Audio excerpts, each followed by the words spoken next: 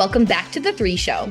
Per usual, we have another exciting episode on tap for this week, but before we get into the exciting action that's ahead, let's take a look at last week's games.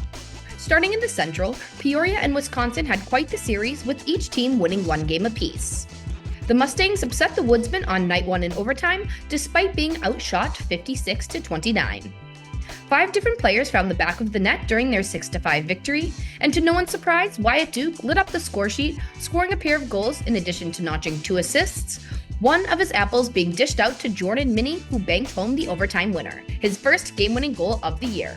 Although the Mustangs put up a fight, the Woodsmen would respond on night 2, skating away with a 7-4 victory, as Josh Koppinen remained hot with 2 goals and 2 assists of his own. In the East, the Buzz and Generals are tied at first place in the division, as both organizations swept their weekend series, picking up 4 points towards the standings. Star of the week, Carson Curry, held things down for Binghamton's offense, scoring 3 goals, including 1 on the man advantage, and the game winner during Game 2's 4-0 shutout.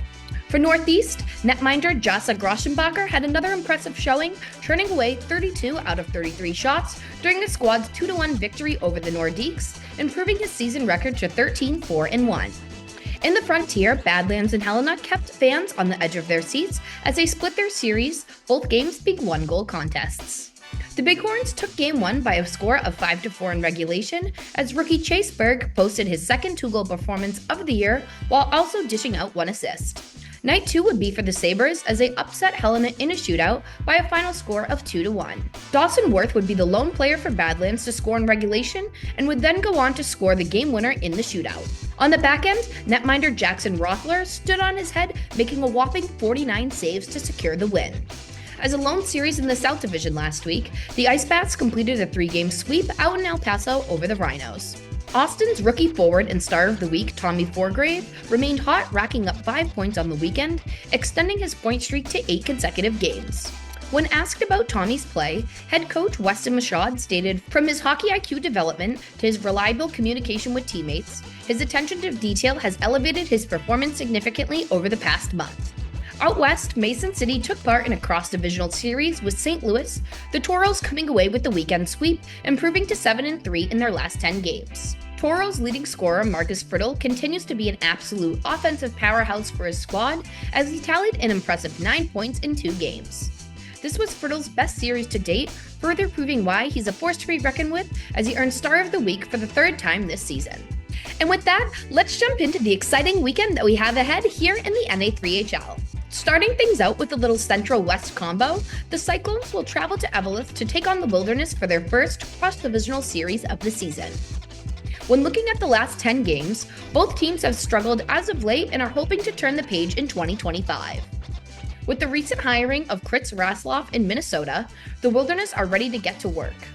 In terms of point production for the Wilderness, 05 forward Jeff Sylvan posted 2 goals and 1 assist last week and hopes to do the same against a tough Central squad.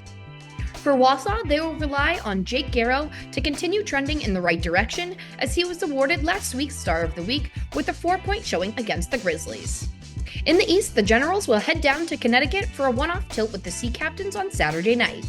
As the 2nd and 3rd place teams in the division, Northeast sits 4 points ahead of Norwich in the standings, as Kevin Cunningham and his squad could cut the deficit depending on how this weekend plays out. When looking at their previous meetups, the Generals currently lead the series 2-1, their most recent matchup coming back on November 3rd, as the Massachusetts squad came away with a 4-1 victory. If Coach Locke decides to go with Jasa Grossenbacher between the pipes, the Sea Captains know all about the netminder's strong performance, as he stopped 49 of their 50 shots during November's game. In the Frontier, we're in for another great matchup for the Bighorns, as they will head to Great Falls tonight to take on the Americans. With 5 matchups between these two in the books, Helena currently leads the series 3-2, their last game taking place this time last month, as the Bighorns came away with a 3-1 victory. Although he didn't play in their most recent matchup, Helena's leading scorer Finn Theriault is definitely one to watch. He racked up 8 points against a tough Americans team and has been on a hot streak, including scoring the game winner against the Sabres last Friday night. Wrapping things up in the South, we have the biggest series in the division so far this season, as the number 1 Drillers host the number 2 Brahmas for a 3-game set in Louisiana. This series might as well be known as the Battle of the Netminders, as the top 4 goaltenders in the league in terms of goals against average reign from these two organizations. Luke Romney, Finn Wilson, Connor Broderick, and Cole Schmidt have been outstanding in net, making these 3 games a true South Division showdown.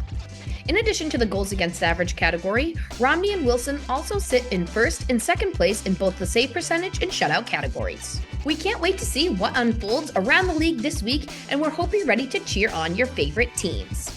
Be sure to watch all the action live on NATV and follow along the live stats and scores on our website. See you next week!